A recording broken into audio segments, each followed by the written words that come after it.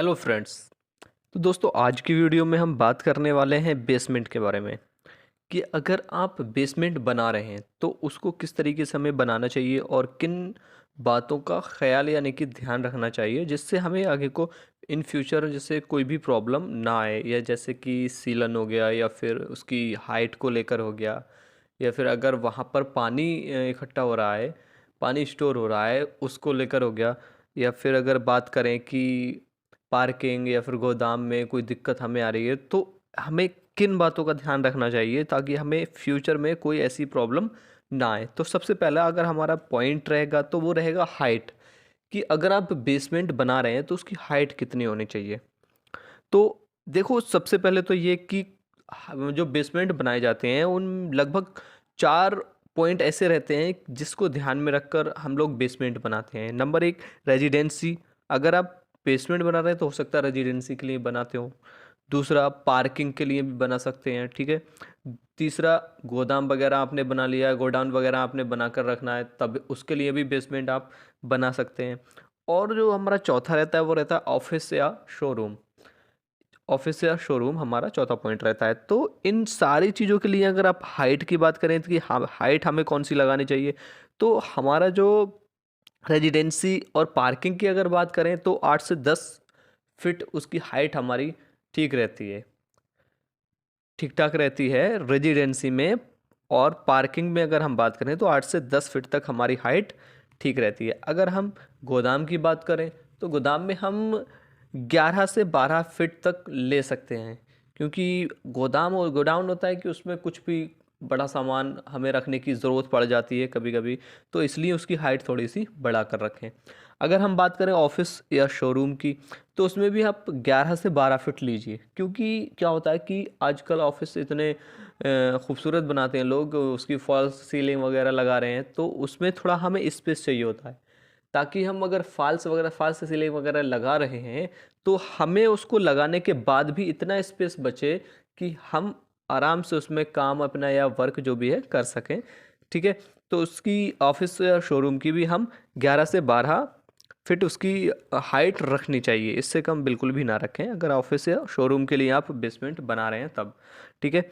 और अगर हमारा दूसरा पॉइंट की हम बात करें तो हमारा वो जो रहेगा बेसमेंट वॉल, यानी कि जो हमारा रिटेनिंग वॉल होगा बेसमेंट के चारों तरफ जो हम वॉल बनाते हैं, ज़्यादातर लोग पैसा बचाने के लिए वो ब्रिक की वॉल बना देते हैं, लेकिन ऐसा बिल्कुल भी ना करें। आप आरसीसी वॉल बनवाएं, क्योंकि आरसीसी वॉल बनवाने से हमें क्या फ़ायदा है। नंबर 1, हम हमारी जो मजबूती है वो डबल हो जाती है, कि आरसीसी वॉल है, आरसीसी की वॉल की और हमारा स्लैब है, प्लस तो हमारा कॉलम रहते ही रहते हैं, ठीक है। तो इसलिए मैं आपको सलाह दूंगा लगभग 6 इंच मोटी आप आरसीसी वॉल ही लगाएं, और उसके बगल में एक 4 इंच की ब्रिक वॉल लगा दें। क्योंकि 4 इंची ब्रिक वॉल क्यों लगाएं, क्योंकि हमें जो होता है कि इलेक्ट्रीशियन का काम कराना है, कि भी जो हमारी लाइट फिटिंग वगैरह रहती है उसको उसके लिए हमें कटिंग करनी है, तो हम आरसीसी वॉल तो काट नहीं सकते। और अगर हम बाई चांस कास्ट उस आरसीसी वॉल की कास्टिंग के टाइम पे अगर हम उसकी फिटिंग करा देते हैं तो इन फ्यूचर अगर हमें कोई प्रॉब्लम आती है तो उसको काट कर भी ठीक नहीं कर सकते। तो इसलिए आप हमेशा रिटेनिंग वॉल के जस्ट बगल में 4 इंच की ब्रिक वॉल बना दें, ताकि हमें कोई भी परेशानी अगर इलेक्ट्रीशियन से कोई दिक्कत आती है तो उसमें हम ब्रिक वॉल काटें, आरसीसी वॉल ना काटनी पड़े, ठीक है। और अगर हम बात करें तीसरे पॉइंट के बारे में तो उसकी वाटर प्रूफिंग, कि अगर आप बेसमेंट बना रहे हैं, आपने रिटेनिंग वॉल दिया, नीचे राफ्ट दिया, राफ्ट आपको देनी ही पड़ेगी नीचे। अब वो आपके बजट के हिसाब से है कि आप कितना लोड उस पर डालना चाहते हैं, उसके हिसाब से आप राफ्ट दीजिए और रिटेनिंग वॉल दीजिए, ठीक है। लेकिन उसके साथ साथ आपको वाटर प्रूफिंग करना पड़ेगी। इसके लिए एक एटीटी आता है, उसका यूज आप कर सकते हैं। कि क्या होता है, सीलन हमारा जो बेसमेंट होता है जाहिर सी बात है वो नीचे होता है, तो उसका चारों तरफ मिट्टी होती है। और जो हमारा बरसात का समय होता है तो उसमें क्या होता है कि वाटर लेवल हमारा ऊपर आ जाता है, तो सीपेज आने के बहुत ज़्यादा चांसेस बढ़ जाते हैं। इसलिए आप जो है वाटर प्रूफिंग ज़रूर कराएं।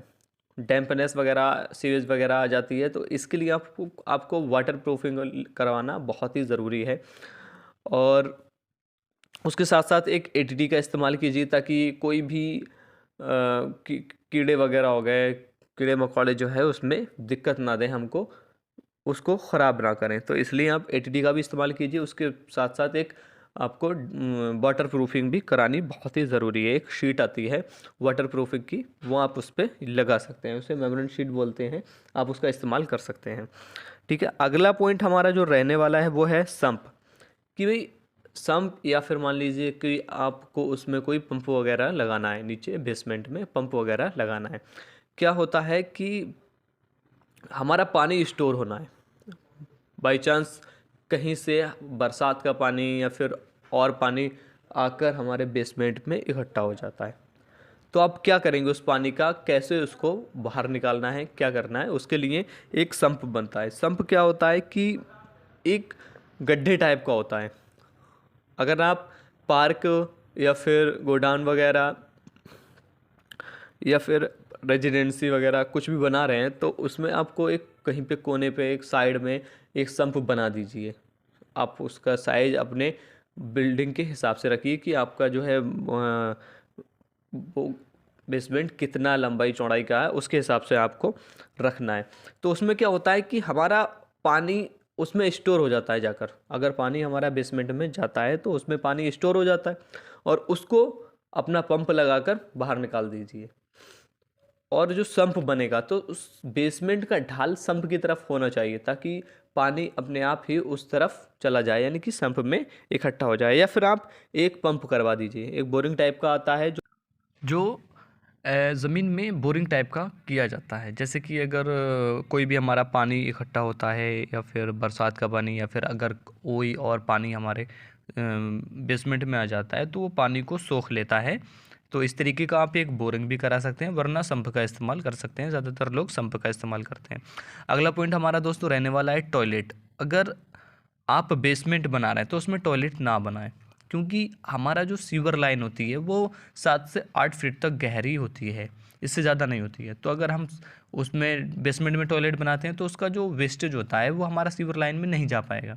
अगर आप अपना कोई टैंक वगैरह बनवाना चाहते हैं, सीवर टैंक आप अपना बनवाना चाहते हैं, तो आप इसका इस्तेमाल कर सकते हैं। मतलब टॉयलेट आप बेसमेंट में बना सकते हैं। तो दोस्तों, जानकारी आपको कैसी लगी कमेंट करके ज़रूर बताइएगा। अच्छी लगी हो तो लाइक करें, शेयर करें, कमेंट करें, और चैनल को सब्सक्राइब करें। बेल आइकन ज़रूर दबा दें, ताकि कोई भी वीडियो अगर हम अपलोड करें तो उसका नोटिफिकेशन आप तक पहुंच सके।